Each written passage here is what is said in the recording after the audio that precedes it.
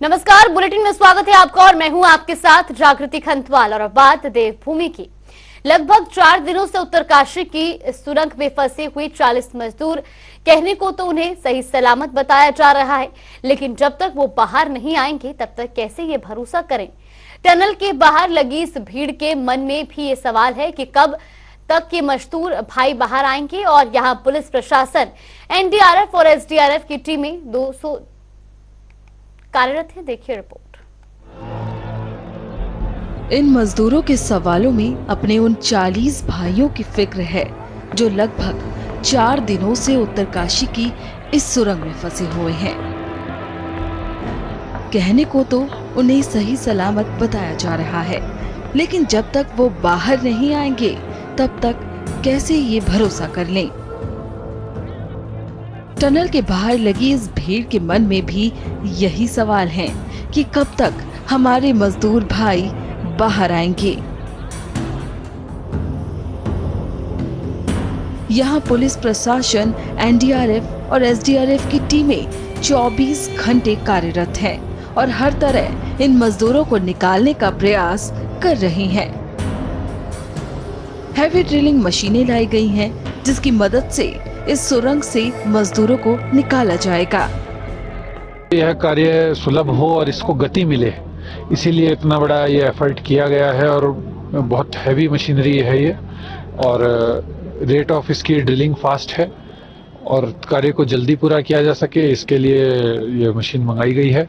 और लगातार भारत सरकार भी इसमें मॉनिटरिंग कर रही है, राज्य सरकार भी मॉनिटरिंग कर रही है और हम सबका एक साझा प्रयास है कि इस ऑपरेशन को जल्दी से जल्दी और सुरक्षित तरीके से पूर्ण करें।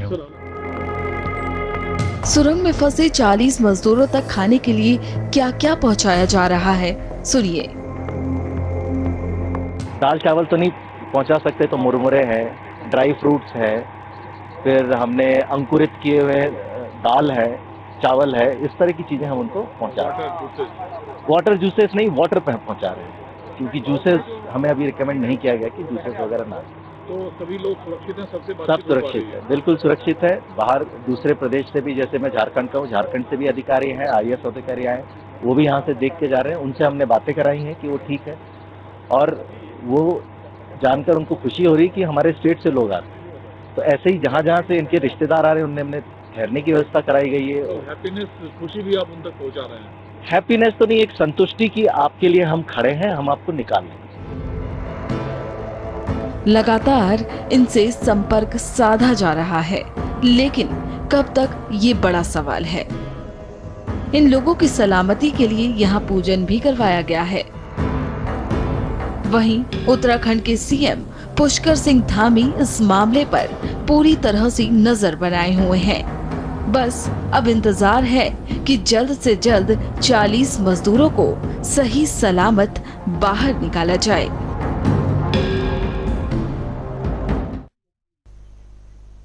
तो वहीं सुरंग में फंसे 40 मजदूरों को निकालने के लिए रेस्क्यू ऑपरेशन जारी है। ऑगर मशीन में तकनीकी खराबी आने के बाद बुधवार को नई दिल्ली से नई मशीन मंगवाई गई। तो वहीं मुख्यमंत्री पुष्कर सिंह धामी ने मुख्य सचिव को 40 मजदूरों को निकालने के अभियान में जुटी केंद्रीय एजेंसियों को हर तरह से सहयोग देने के निर्देश दिए हैं। उन्होंने कहा कि बेहतर समन्वय से विषम हालत से निपटा जा सकता है।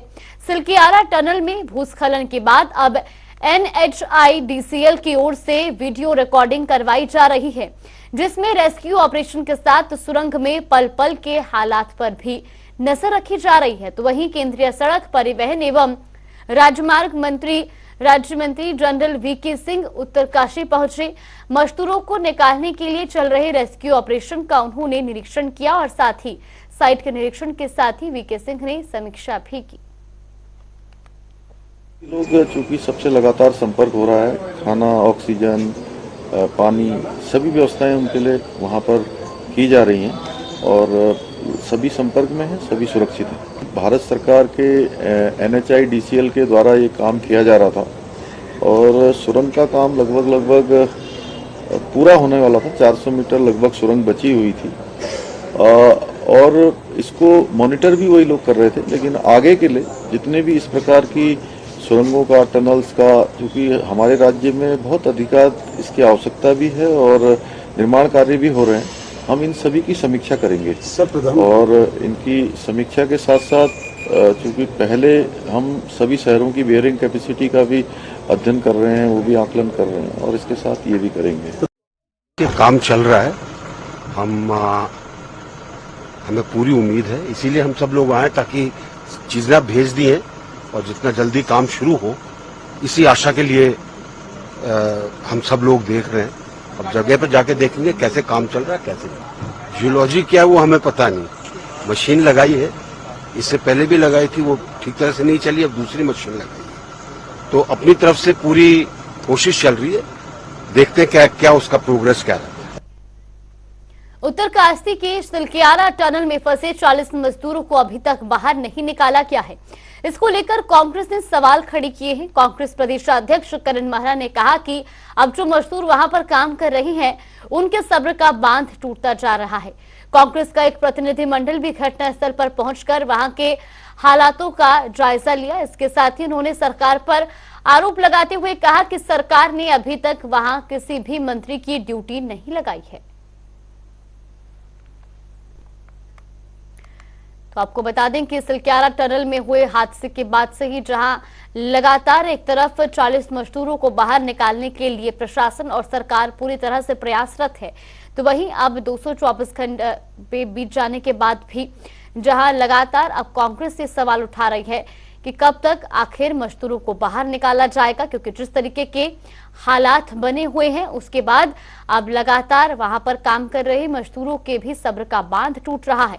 और ऐसे में कांग्रेस ने अब इस पूरे मामले को लेकर बीजेपी का घेराव किया है और साथ ही सवाल उठाए हैं कि आखिर कब तक इस पर संज्ञान लेकर उन मजदूरों को बाहर निकाला जाएगा। खासतौर पर सवाल ये भी उठाया गया है कि इतने बड़ा हादसा होने के बाद भी अभी तक वहां पर किसी मंत्री की ड्यूटी नहीं लगाई गई है।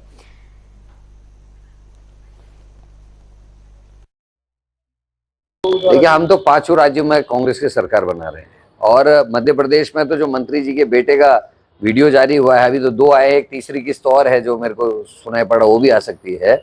तो बीजेपी की कलाई खुल गई। एक तरफ प्रधानमंत्री भ्रष्टाचार और तमाम किस्म की बातें कर रहे हैं, लेकिन अपने मंत्रियों के बेटे अगर किसी किसान को कुचल देते हैं कुछ नहीं बोलते, उनके सांसद महिला खिलाड़ियों को अपमान करते हैं वो कुछ नहीं बोलते, मणिपुर में लड़कियों को निर्वस्त्र किया जाता है प्रधानमंत्री कुछ नहीं बोलते, और अब उनके एक मंत्री के पुत्र के वीडियो जारी हो रहे हैं जिसमें करोड़ों की हेराफेरी की बात है, ऐसे में वो कुछ नहीं बोलते।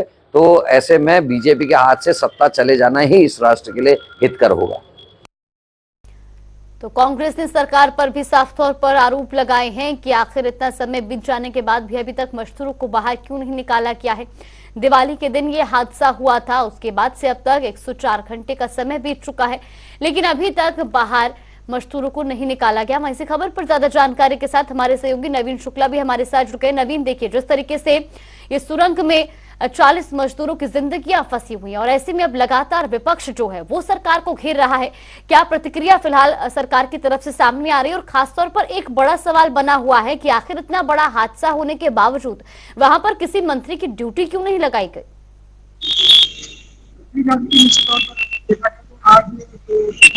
ये 5वां दिन हो गया है। कहीं ना कहीं जो मशीन में दिक्कत आने की वजह से जो रेस्क्यू ऑपरेशन है वो सक्सेस नहीं हो पा रहा है। अब केंद्रीय एजेंसियों ने इसकी तमाम सारी जिम्मेदारी संभाली है और फिर से एक बार फिर रेस्क्यू ऑपरेशन शुरू करने का काम किया गया है। कल दिल्ली से मशीनें भी आई हैं और उसे असेंबलिंग करने का काम शुरू कर दिया गया है। तो कहीं ना कहीं जो है अभी जल्दी से जल्दी जो राहत और बचाव कार्य है उसको पूरा करने का काम किया गया। हालांकि जो बातें सामने आ रही है, कहीं ना कहीं वो जो लोग हैं वो पूरी तरीके से सुरक्षित हैं, उन्हें खाने पीने की व्यवस्था की जा रही है। जो पानी की पाइपलाइन है उसके द्वारा ऑक्सीजन सप्लाई की जा रही है और ड्राई फ्रूट पहुंचाए जा रहे हैं। तो कहीं ना कहीं जो तमाम सारी व्यवस्था है उसे दुरुस्त करने का काम किया जा रहा है। इसके साथ ही सबसे बड़ी बात यह है कि आज 5वां दिन हो रहा है और जो रेस्क्यू में थोड़ी देरी जरूर हो रही है, लेकिन सरकार का ये कहना है कि जल्द से जल्द जो रेस्क्यू ऑपरेशन है वह शुरू हो जाएगा और जो लोग फंसे हुए हैं उन्हें बिल्कुल नवीन, लेकिन देखिए जिस तरीके से इस पूरे काम को लेकर के, इस पूरी घटना को लेकर के विपक्ष हमलावर है, खुद कांग्रेस के प्रदेश अध्यक्ष करण महरा ने सवाल उठाए हैं कि आखिर इतनी देरी क्यों? और सबसे बड़ा सवाल तो ये बना हुआ है कि किसी मंत्री की वहां पर ड्यूटी क्यों नहीं लगाई गई है। हालांकि इस पूरे मामले पर खुद मुख्यमंत्री पुष्कर सिंह धामी नजर बनाए हुए, लेकिन बावजूद इसके विपक्ष को एक मौका मिला है सरकार को साधने का। जी जानती, निश्चित तौर पर अगर बात की जाए तो प्रदेश अध्यक्ष करण मारा की, तो उन्होंने साफ तौर पर ये कहा है कि आखिर जो प्रभारी मंत्री हैं वो वहां पर क्यों नहीं पहुंचे हैं। इसके साथ ही मैं पूर्व जो कैबिनेट मंत्री हैं अभी उनकी प्रेस कॉन्फ्रेंस भी चल रही है और वह उत्तरकाशी का दौरा करके आए हैं और उन्होंने वहां पर जो हालात हैं उसका भी जायजा लिया है। तो कहीं ना कहीं जो तमाम सारे जो विपक्ष है वो विपक्ष भी वहां पहुंच रहा है और वह हमलावर भी होता हुआ नजर आ रहा है। हालांकि अभी से कुछ देर पहले ही मुख्यमंत्री पुष्कर सिंह धामी मीडिया से भी रूबरू होते हुए नजर आए और उन्होंने साफ तौर पर ये कहा है कि जो राहत और बचाव कार्य है उसे तेजी लाने का काम किया जा रहा है। जो दिल्ली से मशीनें आई है वो अभी पहुंच गई है, उसे असेंबलिंग करने का काम किया जा रहा है। तो कहीं ना कहीं मुख्यमंत्री पुष्कर सिंह धामी खुद सारे विषयों पर नजर गड़ाए हुए हैं और उन्होंने साफ तौर पर तमाम सारे आला अधिकारियों को भी निर्देशित किया है कि जो रेस्क्यू का ऑपरेशन है उसे जल्द से जल्द पूरा किया जाए। जो 40 मजदूर फंसे हुए हैं उन्हें बाहर निकालने का काम किया जाए। तो कहीं ना कहीं प्रदेश सरकार और अगर केंद्र सरकार की बात की जाए तो प्रदेश और केंद्र सरकार दोनों ही इस घटना पे अपनी नजर बनाए हुए हैं। और सबसे बड़ी बात यह है कि जो नई मशीनें आई है उस टेक्नोलॉजी से आज लग रहा है कि जो सुरंग में है वहां पर पहुंचने का काम कर लिया जाएगा। जो पाइप डालने का काम है उसे भी कर लिया जाएगा। बिल्कुल नवीन, बहुत बहुत धन्यवाद आपका हमारे साथ जुड़ने के लिए और तमाम जानकारी हम तक पहुंचाने के लिए।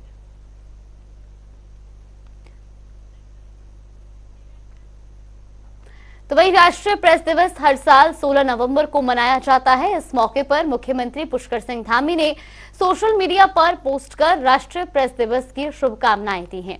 आपको बता दें कि भारत में प्रेस को लोकतंत्र का चौथा स्तंभ कहा जाता है और ऐसे में आज इस अंतर्राष्ट्रीय प्रेस दिवस के मौके पर मुख्यमंत्री पुष्कर सिंह धामी ने भी समस्त पत्रकारों को शुभकामनाएं दी हैं।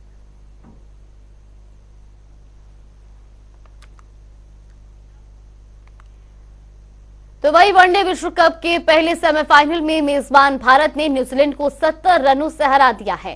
भारत की इस जीत के बाद देश भर में खुशी का माहौल है। तो वही इस जीत के बाद मुख्यमंत्री पुष्कर सिंह धामी ने सोशल मीडिया पर पोस्ट कर भारत को जीत की बधाई दी है और साथ ही साथ फाइनल मैच के लिए शुभकामनाएं भी दी है।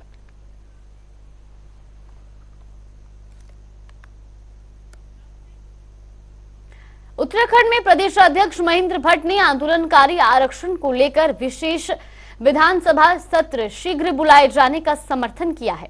इसके साथ ही उन्होंने प्रदेश में जल्द ही यूसीसी लागू करने की भी बात कही।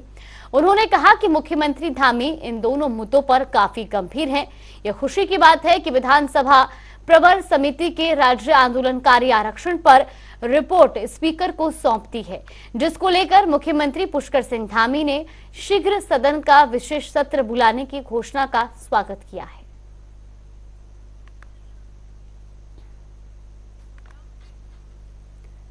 तो वहीं एक बार फिर देश लोकसभा चुनावी रंग में रंगता हुआ दिखाई दे रहा है। आगामी लोकसभा चुनाव को लेकर सभी राजनीतिक पार्टियां तैयारियों में जुटी हुई हैं। चुनावी पिच पर एक दूसरे को शिकस्त देने के लिए पूर्ण जोर तरीके से तैयारी करने में जुटी है और इस बार का 2024 का चुनावी युद्ध किसी महाभारत से कम नहीं रहने वाला, क्योंकि नए जोश में उभरती कांग्रेस और भाजपा की तैयारी नए समीकरण बनाती बिगड़ती हुई दिखाई दे रही है। क्या है राजनीति के रंग, देखिए इस रिपोर्ट में।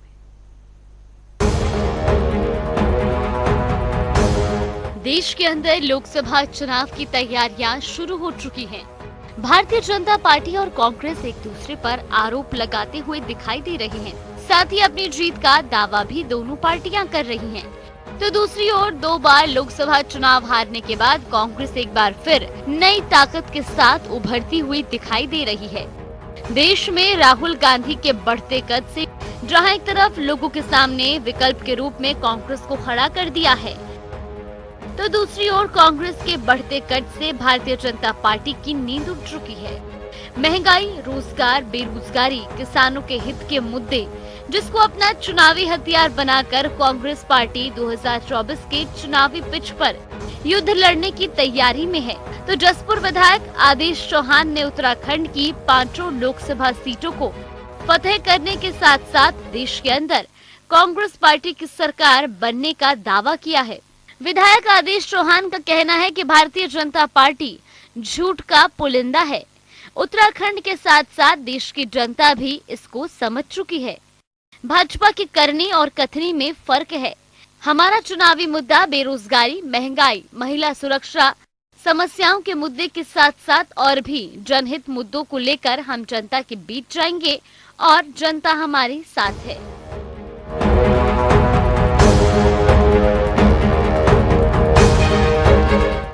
भारतीय जनता पार्टी झूठ का एक पुलिंदा है और ये उत्तराखंड की जनता, मैं तो कहना चाहूँ पूरे देश की जनता इसको समझ चुकी है, क्योंकि उनकी कथनी और करनी में अंतर है। हम जो चुनाव में जाएंगे तो बेरोजगारी का मुद्दा, महिला सुरक्षा का मुद्दा, महंगाई का मुद्दा, किसानों की समस्याओं का मुद्दा, क्योंकि उनको उचित दाम न मिलना, ऐसी अनेक समस्याएं हैं जो जनता जिनसे रोज रूबरू हो रही है। तो यही हमारे मुद्दे रहेंगे और मुझे विश्वास है, पूर्ण विश्वास है कि उत्तराखंड की जनता आपके भारतीय जनता पार्टी को इसका मुंह तोड़ जवाब देगी। ये जिला सम्मेलन घोषित हुए हैं, जिला सम्मेलन हो रहे हैं और अभी क्योंकि तिलकराज बेहर जी ने किच्छा में एक सभा की और उससे पहले काशीपुर में कार्यकर्ताओं की एक सब मीटिंग हुई, तो इस तरह के ऐसा नहीं है कि नहीं प्रोग्राम हो रहे हैं, लेकिन वजह क्या है कि अब जैसे त्यौहार है, इस समय त्यौहार आ गए तो सब त्यौहार में व्यस्त हैं। तो कांग्रेस पार्टी पूरी तरह तैयार है और कांग्रेस पार्टी का जो कार्यकर्ता है वो बड़े लगन से इस काम को सुचारू रूप से कर रहा है। तो वहीं दूसरी ओर कांग्रेस पार्टी की जीत के दावे को भारतीय जनता पार्टी ने हवाई बताते हुए कहा कि देश का माहौल हमारे साथ है, मोदी के नेतृत्व में हुए विकास कार्यों के साथ है, धार्मिक स्थलों का उत्थान, राम मंदिर का निर्माण कार्य के साथ दुनिया में आज तीसरे नंबर की आर्थिक शक्ति बनने को तैयार है। भारतीय जनता पार्टी के वरिष्ठ नेता महामंत्री आशीष गुप्ता का कहना है कि देवों की नगरी कहे जाने वाला उत्तराखंड हमारे देश के प्रधानमंत्री नरेंद्र मोदी का प्रिय स्थान है। और क्या कुछ कहना है आप भी सुनिए। देखिए, जो देश का माहौल है वो पूरी तरीके से भाजपा के मोदी जी के साथ है। 10 वर्षों में जो देश ने तरक्की की है, पूरे विश्व में भारत आज तीसरे नंबर की आर्थिक शक्ति बनने के लिए तैयार है। और सबसे बड़ी बात, आज हमारा ये जो राम जन्मभूमि का मंदिर बनने वाला है, हमारे सभी तीर्थ स्थलों का जो एक उत्थान हुआ है, तो ये वास्तव में विस्मरणीय है। और ऐसे समय में यदि कोई पार्टी ये दावा करती है और ढोंग रचाती है कि वो सरकार बना देगी, तो उसमें इसका भ्रम है। और रही बात देवभूमि की, तो देवभूमि तो वास्तव में हमारी मोदी जी का एक ऐसा प्रिय स्थान है। हमारे केदारनाथ जी की बात करें, बद्रीनाथ जी की बात करें, जागेश्वर आदि धाम, हमारे सारे तीर्थ स्थलों को एक नई पहचान देने का काम मोदी सरकार ने, भाजपा की सरकार ने किया है। देश में आगामी लोकसभा चुनाव का युद्ध काफी दिलचस्प रहने वाला है। एक तरफ कांग्रेस इस चुनावी युद्ध में महंगाई, बेरोजगारी, महिला सुरक्षा, किसानों के हित के मुद्दों को लेकर चुनावी पिच पर युद्ध लड़ेगी, तो दूसरी ओर भारतीय जनता पार्टी 10 साल में किए कार्यों और देश के प्रधानमंत्री नरेंद्र मोदी के चेहरे पर एक बार फिर चुनाव लड़ने की तैयारी पर है। अब देखने वाली बात होगी कि इस बार जनता किसके सर पर जीत का ताज पहनाती है और कौन देश का प्रधानमंत्री बनता है। उधम सिंह नगर से अजहर मलिक की रिपोर्ट।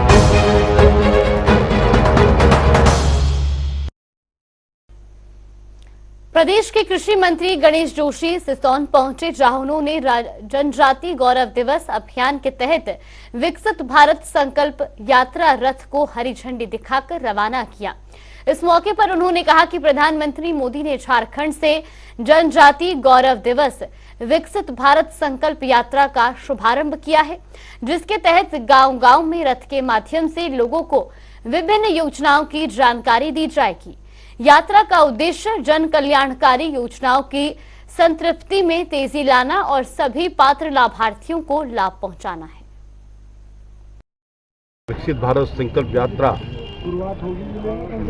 जिसकी शुरुआत झारखंड में खुदी गांव से प्रधानमंत्री जी ने की, ऐसे 200 कार्यक्रम पूरे देश में हो रहे हैं। हमारे प्रदेश में भी 2 कार्यक्रम, एक राजधानी देहरादून में महामहिम राज्यपाल जी के द्वारा उसका शुभारंभ किया गया और सितारगंज के सुन्ना गांव में इसका शुभारंभ मेरे द्वारा किया गया। क्योंकि प्रधानमंत्री मोदी जी ने जब से सत्ता संभाली है, समाज के हर वर्ग की जनता, जैसा उन्होंने कहा है यहाँ की मातृशक्ति की, यहाँ के युवाओं की, यहाँ के किसान की, यहाँ के नौजवानों की अगर चिंता करते हैं तो देश के प्रधानमंत्री नरेंद्र मोदी जी करते हैं।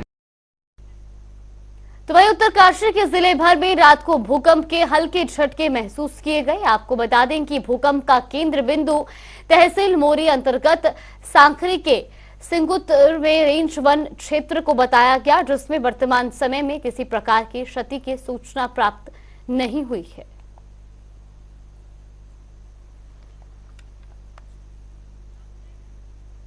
तो वहीं भारतीय क्रिकेट टीम के पूर्व कप्तान महेंद्र सिंह धोनी करीब 20 साल बाद बुधवार को अपने पैतृक गांव लुआली पहुंचे, जहां उन्होंने पत्नी साक्षी संग गांव के मंदिरों में इष्ट देवताओं की पूजा अर्चना की और वनडे विश्व कप में भारतीय टीम की जीत की प्रार्थना की।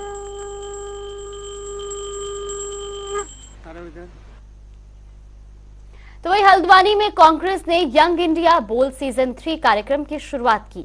इसके साथ ही कांग्रेस पार्टी की तरफ से इसके लिए जिला प्रवक्ताओं की नियुक्ति भी की गई है।